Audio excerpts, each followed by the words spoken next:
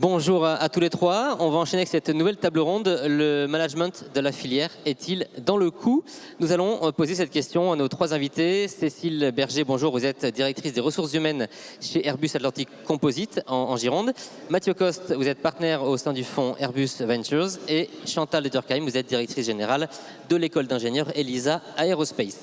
Je pose d'entrée la toile de fond de l'équation. Le management de la filière est-il dans le coup face à un contexte de plein emploi avec 25 000 postes à pourvoir rien qu'en 2023 et donc une forte concurrence entre les entreprises pour attirer des recrues et conserver leurs salariés tout simplement.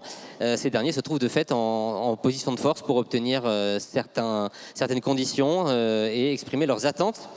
Face à cela, Cécile Berger, comment se traduit cette équation à votre échelle de DRH chez Airbus Atlantic Composite? Quelle carte vous pouvez jouer pour attirer des salariés? Je précise que vous avez réalisé 150 embauches dans l'année écoulée. Exact. Donc merci pour l'invitation. Je crois que tout d'abord, par rapport au témoignage qu'on a eu de nos jeunes talents précédemment, l'entreprise doit être innovante dès le recrutement. Donc en fait, savoir aller chercher ces talents, savoir les attirer, ça veut dire aussi un processus de recrutement. Moi, je vais parler en tant que DRH, je vais rester sur mon domaine ressources humaines. Ça veut dire faire simple, et pourtant, c'est pas toujours simple de recruter, mais aller rapidement voir les personnes, leur faire des tours d'atelier, par exemple. Moi, c'est vrai que je représente Airbus Atlantic Composite, donc la filière du composite dans le bassin d'emploi bordelais. Nous avons tout type d'emploi, de l'opérateur à l'ingénieur, aux fonctions support. Et donc, on va essayer à chaque fois d'expliquer, de donner du sens. On en parlait tout à l'heure. Et puis, voilà, sur cette partie recrutement. Et ensuite, sur la mission. Sur ces missions, on va essayer de valoriser nous ce que l'on fait. Donc nous sommes une entreprise à taille humaine, donc ce sont des petites équipes où les personnes vont pouvoir trouver rapidement leur place. Je crois que c'est essentiel, le mot n'a pas été dit, mais je pense que c'est important, voilà, jeunes, moins jeunes, et de donner la possibilité de grandir et d'évoluer. Voilà, nous ce qu'on fait. Avec des prérequis en termes de diplôme et de formation qui sont assez ouverts. Pas forcément, c'est ce qui est innovant aussi, ce que l'on fait, c'est-à-dire bien sûr sur une population, quand on va rechercher typiquement des ingénieurs, bien sûr on va chercher un diplôme, mais sur toute la partie de compagnons dans les ateliers, nous formons, c'est-à-dire que nous allons d'abord recruter du soft skill, donc des personnes qui ont envie de travailler, qui ont envie de s'investir, de découvrir nos métiers qui sont passionnants, et nous allons les former et les qualifier du début jusqu'à la fin et les accompagner dans leur évolution. Et ça, c'est vraiment très nouveau. C'est lié au post-Covid, puisqu'il a fallu reconstituer la filière aéronautique. Voilà. Dans des délais très rapides. Dans des délais très courts. Ouais. Merci Cécile Berger. Chantal Letterkheim, on l'a dit, on manque d'ingénieurs. On manque pas seulement d'ingénieurs, mais on manque d'ingénieurs. C'est une réalité. Comment ça se passe du côté de la formation? Quels sont les critères de future embauche exprimés par vos étudiants? Alors, c'est fort. Bon, effectivement, ELISA Aerospace, école d'ingénieurs aéronautique spatiale défense, ça veut dire qu'on a des jeunes qui ont fait le choix en post-bac de venir dans la filière. C'est quelque chose d'important, ça donne une ambiance au sein de l'école, effectivement. Alors moi, j'ai interrogé nos jeunes pour savoir, qui sont encore en cours, donc qui ne sont pas encore en premier emploi, de savoir qu'est-ce qui les motivait pour choisir un job. Donc le job, effectivement, et le salaire en premier temps. Mais ils ont le choix aujourd'hui, parce qu'il y a beaucoup d'offres. Et ils le savent. Et ils le savent, et ils préfèrent attendre que de sauter sur la première qui passe. Donc ça, c'est important. Après, je leur ai posé la question, mais vous, qu'est-ce qui vous fera rester dans l'entreprise? Alors là, ça a été intéressant, je leur ai demandé de classifier. La première chose, c'est l'épanouissement dans un cadre dynamique qui donne envie de s'investir. C'est leur premier choix. Le deuxième, c'est la perspective de développement personnel. Et ça, je crois que c'était aussi important. Et on voit bien, les jeunes l'ont exprimé. La qualité de vie au travail vient en 3 et le salaire en 4, parce que le salaire est déjà présent, en fait. Donc le salaire vient seulement en 4e position pour savoir si je reste. C'est pas ça qui me motive. C'est-à-dire qu'à salaire égal, c'est les trois premiers critères qui font la différence. Absolument. Et je pense que c'est important de le considérer. Et je dirais que la filière, le fait qu'elle se pose la question aujourd'hui sur le management, fait qu'elle a déjà conscience de ça, et ce qui est un point très très important.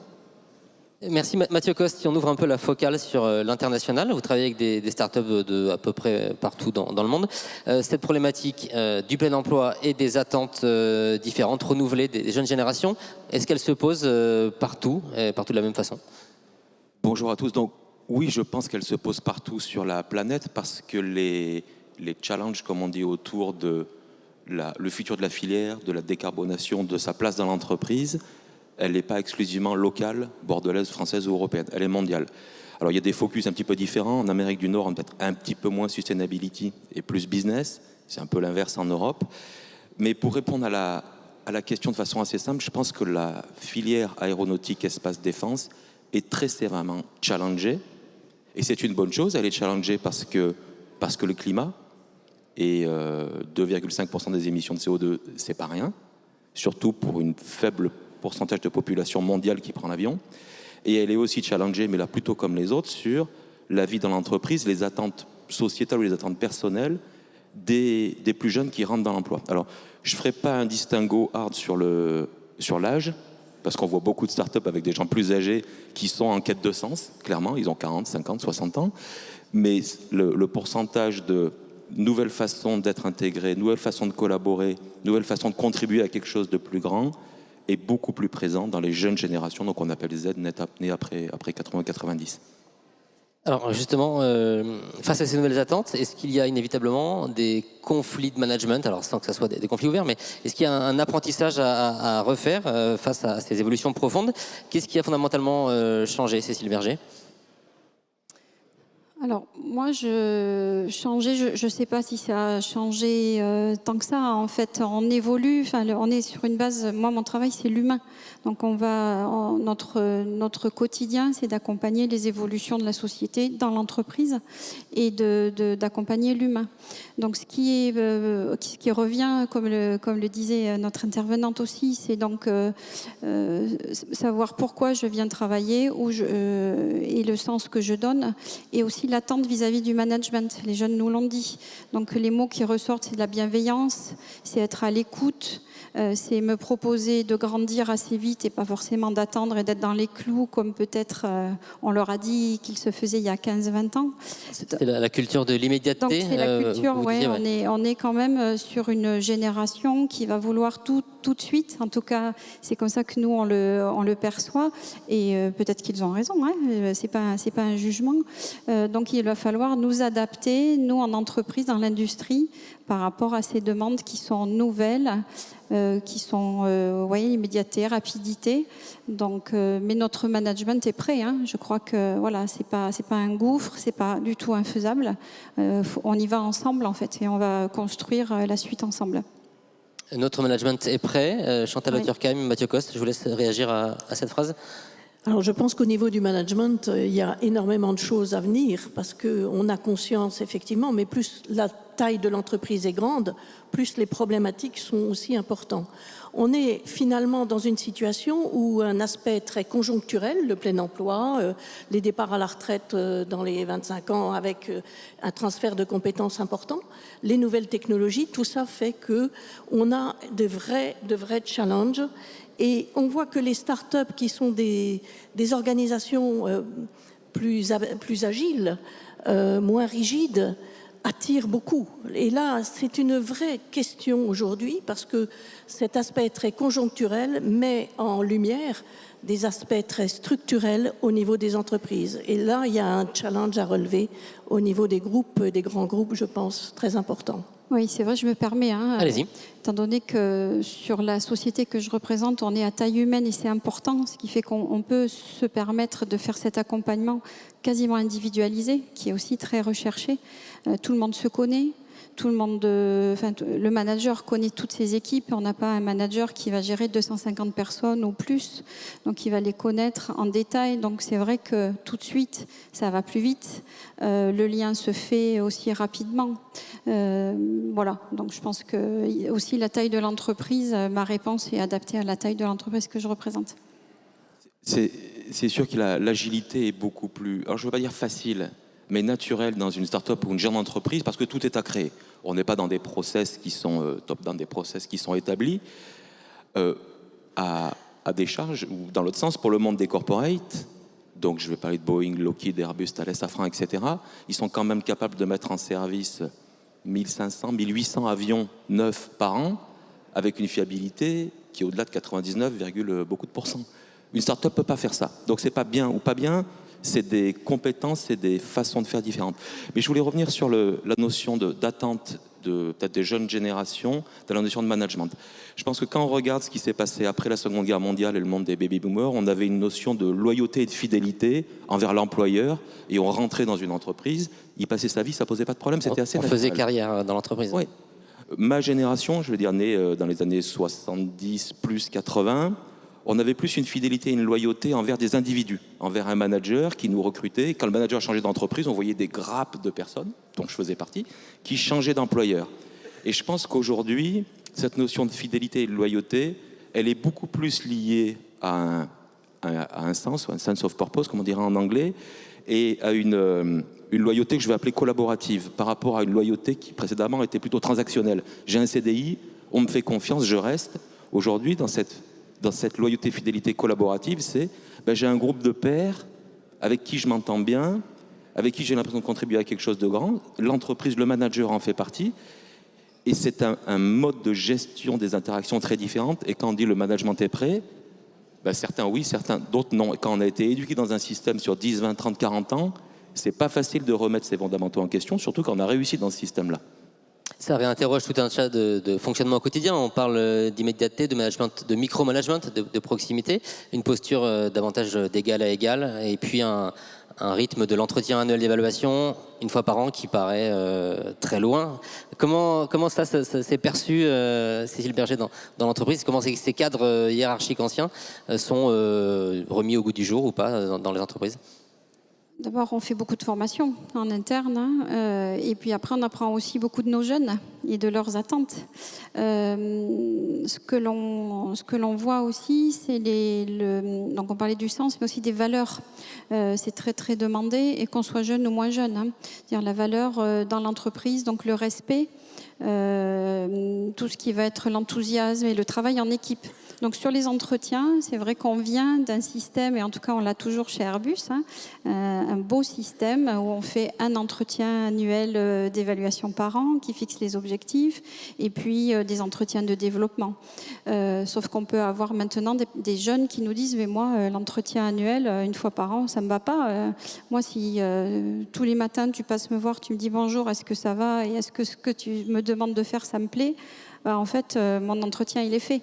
Donc, on est vraiment au début de quelque chose de nouveau qu'on va écrire avec cette spontanéité, j'ai envie de dire, dans les échanges, pour que tout de suite, la personne, elle se sente bien là où elle est. Bon, pour l'instant, les outils, en tout cas chez Airbus, ne sont pas construits comme ça. Mais on le voit très bien, et on va développer tout ça. Voilà. Et chacun s'adapte, on est à la croisée des chemins. Chantal Le Turckheim, comment vous préparez vos étudiants à cette réalité? J'ai envie de vous dire comment ils vous préparent aussi à cette réalité. Alors effectivement, la première chose qu'on fait quand ils rentrent dans l'école, on travaille sur les valeurs. C'est la première chose. Et le respect sort toujours en tête quand on les fait travailler sur les valeurs. C'est quelque chose de très important. Ils sont sur le respect, sur la résilience, sur l'attention à l'autre. Enfin, ils ont des valeurs très fortes et qui sont des valeurs humaines tout simplement, et qui existent. Et je pense qu'il n'y a pas d'âge là pour ça. Elles sont générales et on l'oublie. C'est pour ça que nous les faisons travailler sur les valeurs, pour justement leur expliquer que demain, ils sont des managers, mais que ces valeurs, elles seront toutes, du compagnon au plus haut, ce sont les mêmes valeurs, ce sont des valeurs humaines. Ça, c'est la première chose. La deuxième chose, c'est qu'on les prépare à justement être en capacité, par du projet, par des approches très soft skills, sur tout ce qui est communication, management d'équipe, avec des entraînements, bien sûr, et des retours d'expérience systématiques dans ces domaines après les stages. Justement, on leur dit, vous devez avoir une feuille pour nous dire qu'est-ce que vous avez pensé, qu'est-ce que vous avez envie de dire, comment vous l'avez vécu sur ces domaines. Tout ça, tout ce qui est soft skill est très important. C'est vraiment le cœur du domaine, et de remettre l'humain. Et je pense que les ressources humaines ont des stratégies très importantes et une place très importante j'allais dire, à reprendre. Je suis une ancienne DRH au départ. Mais ils ont besoin de prendre une place pleine. Et s'ils ne l'ont pas, ils ne seront pas assez présents pour accompagner ce changement absolument indispensable et nécessaire. Dans tous ces sujets, les startups ont une carte à jouer avec des promesses de qualité de travail, de mode agile, de fonctionnement différent. Promesse qui, je précise, n'est pas toujours au rendez-vous. C'est pas un monde merveilleux dans les temps de travail, etc. Comment cette concurrence se traduit, Mathieu Gost, au niveau français et international, entre des grands groupes et des startups qui promettent et qui aussi ont des salaires au niveau? Alors, dans la filière aéronautique, défense, espace, on a vu un boom des capitaux disponibles dans le monde du venture capital pour investir dans ces domaines-là. On parle de centaines de milliards de dollars qui sont à Menlo Park en Californie, prêts à être déployés. Donc grosse concurrence par rapport au corporate parce que les salaires peuvent être alignés. Donc première attaque. Donc je pense qu'on a vu si je vous donne un chiffre, quand on prend les capitaux disponibles, on enlève ce qui va être investi en capex, en usine, et on laisse les capitaux disponibles pour les cerveaux, on parle d'à peu près 4000 personnes, besoin côté start-up, entre 25 et 45 ans, avec une première expérience. Ces gens-là, ils ne sortent pas de l'école, ils sortent de Lockheed, de Thales, de Boeing, d'Airbus. Donc, je pense que les gros groupes ont vu une vague de talents passer des corporates vers les start-up. Ça s'est encore amplifié avec le Covid, parce que ceux qui restaient côté corporate se sont dit, finalement, c'est pas si sûr que ça, parce que même chez Airbus, on s'est séparé de 15 000 salariés. Donc, on a eu cette grosse vague jusqu'en 2021-2022. Depuis, on voit le marché des capitaux qui monte, c'est-à-dire le loyer de l'argent qui monte, l'inflation, les T-bills qui sont extrêmement bien rémunérés aujourd'hui. Donc les venture capitalistes freinent leur déploiement de capitaux. Les startups ont plus de mal à se financer. Et depuis l'année dernière, on voit des talents qui reviennent vers les corporates. Pourquoi? C'est qu'ils se disent, finalement, les corporates embrassent le changement. Elles se rendent compte qu'elles n'ont pas le choix, la décarbonation est un grand challenge. Il faut s'y approprier, plus en Europe qu'aux US. Mais en Europe, on voit ça, on voit bien Airbus, Safran, Thales qui sont assez moteurs sur ces sujets. Donc en remettant cette quête de sens au cœur de leur recrutement et en disant, regardez, le monde des corporates, c'est quand même pas mal, on voit des gens qui reviennent. Donc c'est un mouvement de balancier qui est déclenché par la capacité à s'adapter et à changer côté corporate, parce que les startups, elles ont plutôt ça dans leur ADN, et ensuite où les capitaux peuvent être fléchés, soit des capitaux publics via des gros programmes type plan de relance en France ou les programmes européens ou l'IRA aux US, et puis les capitaux privés qui sont quand même aujourd'hui assez bien dotés. Sachant que les startups ne pourront peut-être pas toujours aligner des salaires aussi mirobolants que ça a été le cas vu la conjoncture du capital risque qu'on va tourner. Cette concurrence sur Interlocuteur Cannes, vous me disiez, j'ai appris le salaire d'une ancienne étudiante en startup, je suis tombé de ma chaise. C'est vrai, quand on voit les salaires qu'ils sont offerts aujourd'hui en sortie d'école, c'est impressionnant. Alors, ils sont offerts en début de 5e année. Ils sont déjà offerts en début de 5e année.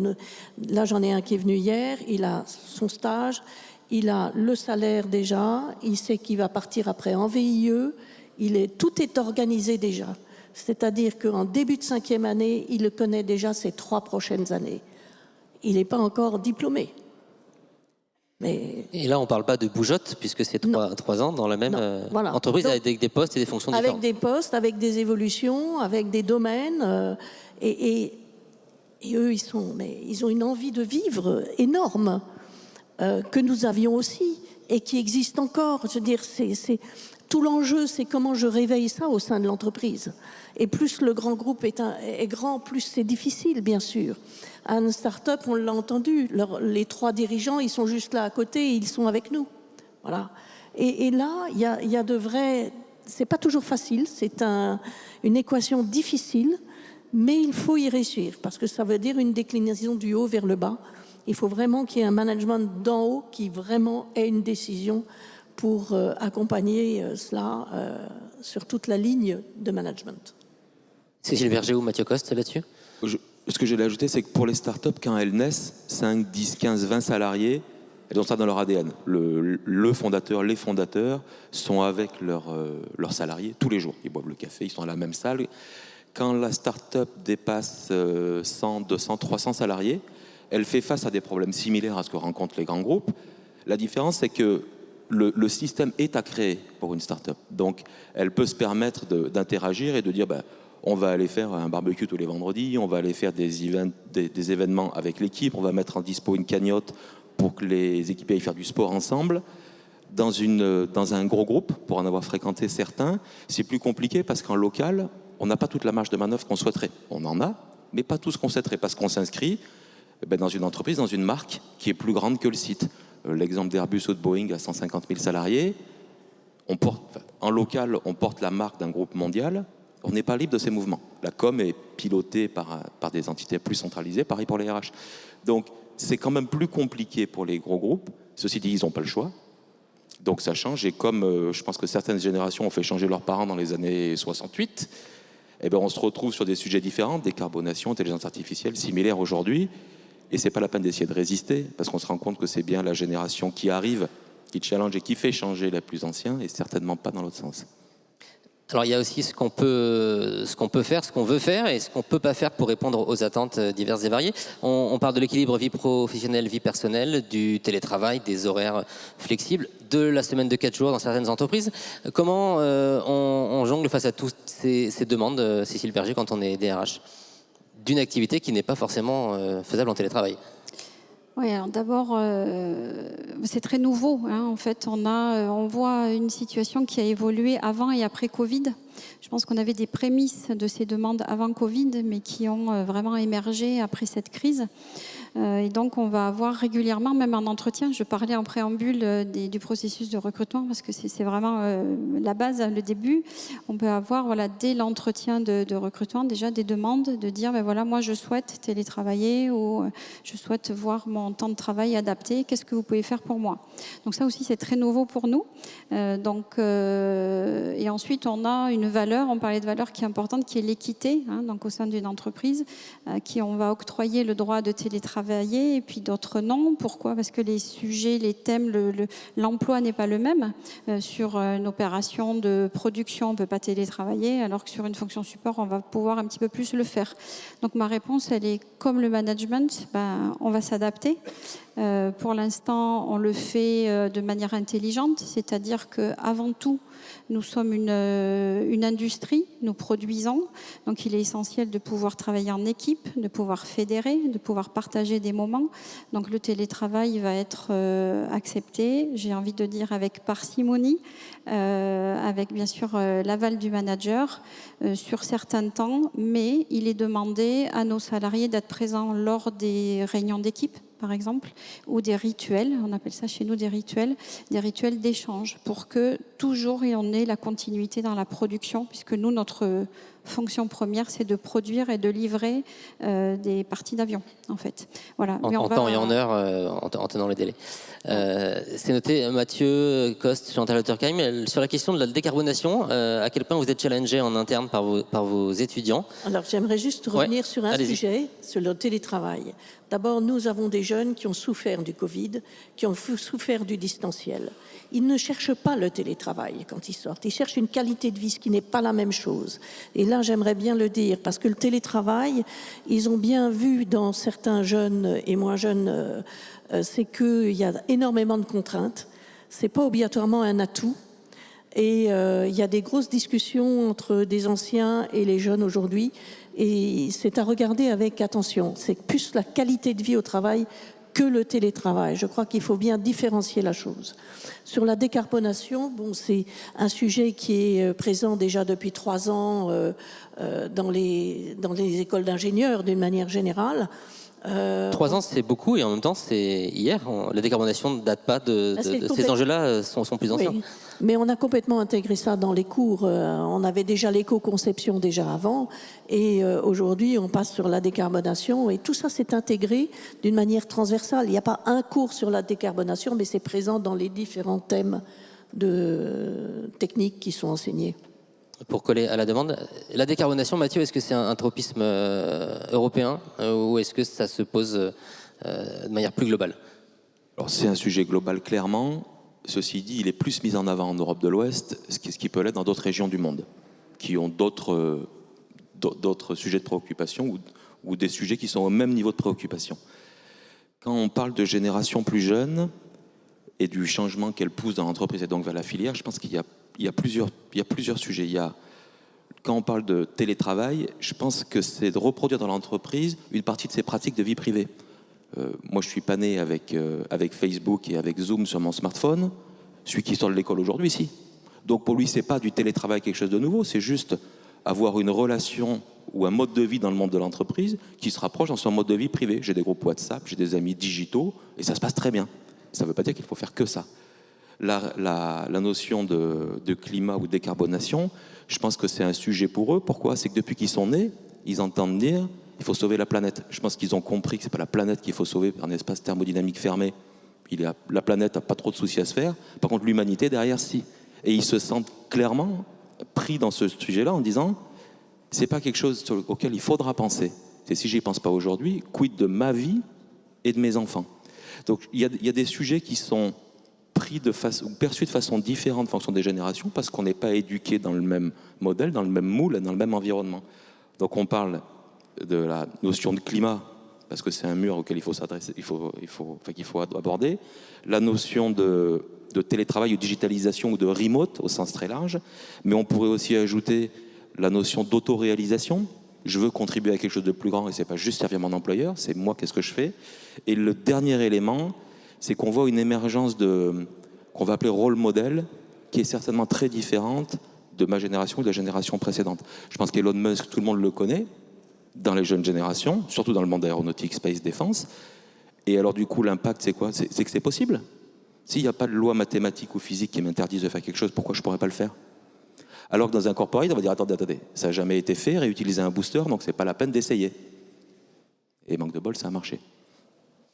Merci, je voudrais qu'on prenne juste le temps. On n'a pas beaucoup parlé des attentes des nouvelles générations. On pourrait aussi parler de ce qu'ils apportent aux entreprises, aux équipes et au fonctionnement de l'entreprise. Quelles sont du coup les qualités qu'on peut coller à cette génération? Cécile Berger ou Mathieu Coste et Chantal Zerkheim, dans vos promotions d'étudiants. C'est un sujet qui est... Qu'est-ce qu'ils apportent? Ils apportent une force déjà. Une force d'être, une force de conviction, mais c'est là où il ne faut pas la casser. Quand elle arrive dans l'entreprise, on le voyait bien, il y a tout un accueil, il y a tout un processus, parce que c'est quelque chose qu'on peut casser aussi assez rapidement. Donc il faut être très attentif à ça, parce que c'est quelque part, c'est une partie de votre investissement, et c'est un investissement important sur le devenir de cette envie de rester, de s'investir, de donner, d'apporter, bien sûr la compétence technique, mais ça va tellement au-delà aujourd'hui. On leur explique très clairement qu'à compétence égale, c'est pas ça la différence, c'est vous. Et c'est vous qui ferez la différence à titre personnel. Et ça, c'est quelque chose qu'on leur apprend d'une manière importante. Cécile Berger, Mathieu Coste, pour le mot de la fin là-dessus. Eh bien, écoutez, qu'est-ce qu'ils apportent? De l'énergie, du dynamisme, une nouvelle façon de voir les choses parce qu'ils ont été élevés ou éduqués dans un contexte et un cadre différent. Et du coup, pour essayer de répondre différemment ou de répondre aux nouveaux défis, que ce soit l'intelligence artificielle, la notion de climat ou l'avenir, le rôle de l'homme sur cette planète, ils apportent cette nouvelle façon de voir les choses sans barrière ou avec des barrières très très différentes de celles qui étaient établies depuis longtemps. Cécile Berger. Ouais, je rajouterais l'innovation. Donc, ils apportent l'innovation. Le monde de demain, on va le bâtir pour eux, avec eux, et en les accompagnant. Ils vont peut-être nous montrer le chemin aussi sur certains sujets. De l'énergie, évidemment. Et je dirais de la spontanéité. On parlait de l'immédiateté, mais on peut aussi, de manière plus positive, dire de la spontanéité, qui est une belle valeur et qui donne de l'énergie, en fait, à l'ensemble de l'équipe de management, puisque le sujet, c'était sur le management. Donc beaucoup de choses. Voilà. Merci beaucoup à tous les trois. Vous restez avec moi sur scène. On va passer à la séquence suivante. Comment les jeunes l'entendent, des échanges avec la salle.